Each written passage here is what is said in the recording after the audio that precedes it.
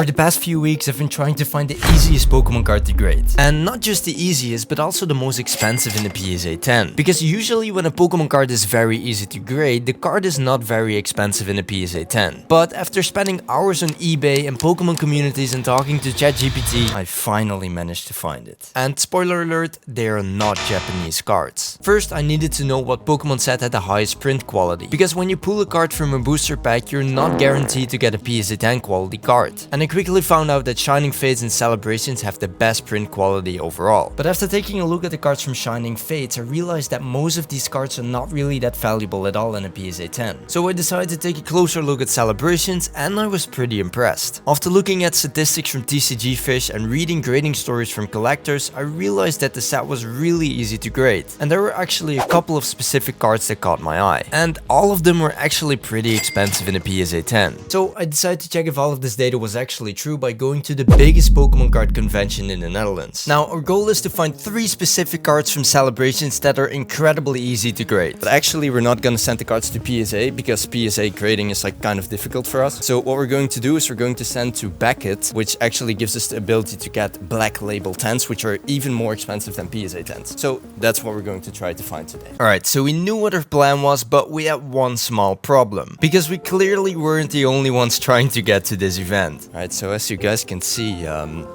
it's pretty busy. There are a lot of people in line. But we didn't really have to worry about that after all. Okay, so we just basically skipped the entire line because we have VIP content creator tickets.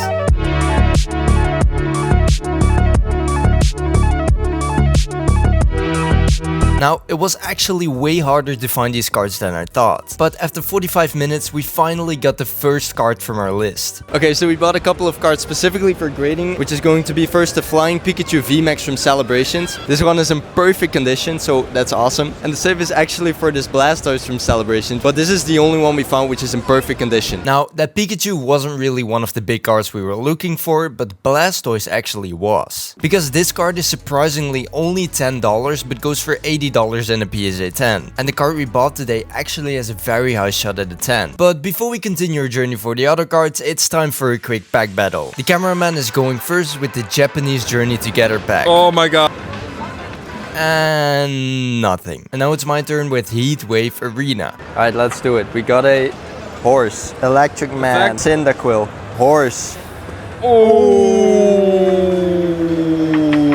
Boom, easy win. After celebrating my victory, I continued to look for the other 2 cards we were hunting for. I actually found all of the 3 cards we've been looking for already, but all of them had to be in perfect condition, which made it a lot more difficult to find them. However, we managed to find another one pretty quickly. Alright, so we got another one. We got the Venusaur from Celebration, which is also just in incredible condition. So boom, that's 2 out of 3 cards finished. But there's actually one other card that we really need to get. And I know what you might be thinking, but it's not gonna be the Charizard from Celebrations. In the meantime, we also decided to open a Black Bolt ETB and got some pretty nice cards. We're going to open a brand new set of Black Bolt and let's see if we can get some very cool cards.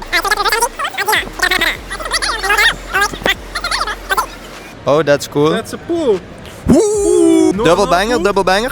Double banger, double banger. Yeah, that was basically all the good pulls we got. After this, we kept searching for 3 more hours for the final card, but almost no one seemed to have the card. So I actually decided to buy 2 exclusive collection boxes, and we ordered the 1 missing card online. Bought 2 more boxes. We bought a Tapu Koko collection box. And finally, actually a box I've never seen before, but it's the Charmander Sidekick collection with 3 super cool booster packs. So after that, we decided to go home and take a look at the final and probably the best card of our list. But before we did that, it was time to take a closer look at the Blastoise and Venusaur we bought today. Because these cards are in absolute awesome condition. Especially the Venusaur, because that one might even have a shot at a Black Label 10. But the final and the craziest card that was extremely difficult to find at the convention is the Mega Rayquaza EX from Celebrations. This card goes for $35 raw, but in a PSA 10 goes for almost $220. And actually, almost all of the raw cards that I found on eBay, Card Market and other platforms were in PSA 10 condition. So after searching for hours, I came to the conclusion that the Mega Rayquaza EX is the easiest and most expensive Pokemon card to grade in 2025. We're gonna send all 3 of these cards to Beckett, so if you're curious what grades these cards will get, make sure to subscribe and let me know in the comments. Now if you like grading cards, make sure to check this video about the best Pokemon cards to grade in 2025.